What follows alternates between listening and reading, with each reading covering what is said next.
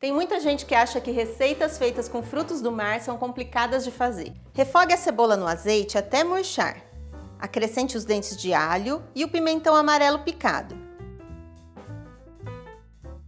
Agora junte uma lata de tomate pelado. Se você curtir, pode adicionar umas gotinhas de pimenta. Junte as ervilhas frescas e os camarões. Eu estou usando o que vem sem casca e pré-cozido. Tampe e deixe cozinhar por 1 minuto.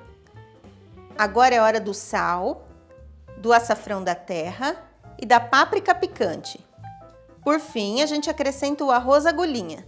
Misture bem, cubra com água e agora é só tampar a panela e esperar o arroz cozinhar. Enquanto o nosso arroz está no fogo, você aproveita, clica na panelinha, se inscreve no canal e não esquece de deixar o seu joinha e de marcar o Panela Terapia no Instagram todas as vezes que você fizer uma receita nossa.